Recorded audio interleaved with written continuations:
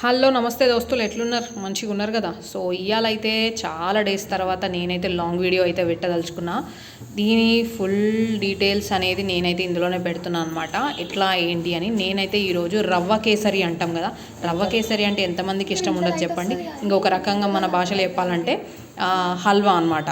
ఇక అది ఎట్లా చేసుకోవాలి ఏంది అనేది నేనైతే చూపిస్తున్నా. సో ముందుగా అయితే ఒక కప్పు రవ్వ అయితే తీసుకోవాలి, సన్న రవ్వ. దానికి కొంచెం నెయ్యి వేసుకోండి, లేకపోతే నెయ్యి ఇష్టం లేని వాళ్ళు ఆయిల్ వేసుకోవచ్చు. ఆయిల్ వేసుకొని తర్వాత ఒక కప్పు రవ్వ అయితే వేసుకోవాలి. వేసుకొని మంచిగా రెడ్గా అయ్యేదాకా ఫ్రై చేసుకోవాలన్నమాట. ఎంత మంచిగా ఫ్రై అయితే సిమ్లో పెట్టుకొని చేసుకోవాలి. ఇదంతా ఎంతసేపు ఫ్రై అయితే అంత మంచిగా ఉంటుంది అనమాట. టేస్ట్ కూడా చాలా మంచిగా ఉంటుంది. చూసిరు కదా, స్లోగా కలర్ అయితే మారింది. అట్లా మారిన తర్వాత అదే గిన్నెలో, అది వేరే గిన్నెలోకి తీసేసుకొని అదే ప్యాన్లో అయితే ఏం చేయాలంటే ఒక కప్పు రవ్వకి మనం అరకప్పు చక్కెర అయితే వేసేసుకోవాలి. 2 కప్పుల వాటర్ అయితే పోసుకోవాలి. లేదు మీకు ఇంకా జారుడుగా కావాలనుకుంటే 3 కప్పుల నీళ్ళైనా పోసుకోవచ్చు. పోసుకొని అందులోనే కొంచెం ఇలాచీలు, కొంచెం ఫుడ్ కలర్ అయితే వేసుకోండి. ఫుడ్ కలర్ మీకు నచ్చకపోతే అయితే ఆప్షనల్, అది తీసుకొని పక్కకైతే పెట్టేసుకోవచ్చు, వేసుకోకుండా వదిలేసుకోవచ్చు. దాన్ని తర్వాత మంచిగా అయితే ఇట్లా నీళ్ళు అయితే మంచిగా మసలాలన్నమాట.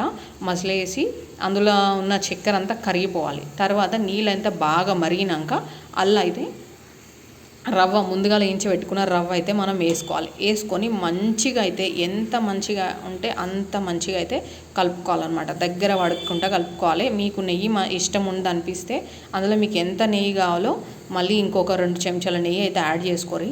నాకైతే అంతగా నెయ్యి అయితే ఇష్టం ఉండదు.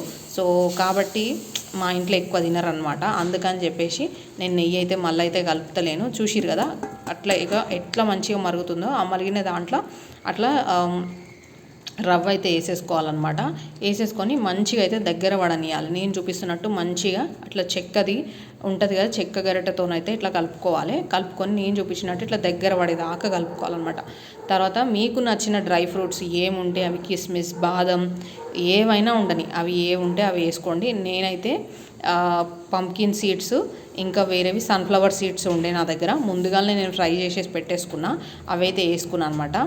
అండ్ మంచి టేస్ట్ కోసం మీకు కావాలనుకుంటే ఖచ్చితంగా ఒక కప్పడి పాలు అయితే కంపల్సరీ పోసుకోవాలి. అవి పోసుకుంటే ఏంటంటే మంచి టేస్ట్ వస్తుంది, నిజంగా చాలా రుచికరంగా ఉంటుంది. ఇట్లాంటి హల్వా ఏంటంటే కంపల్సరీ గుడిలో కూడా ఉంటుంది అనమాట.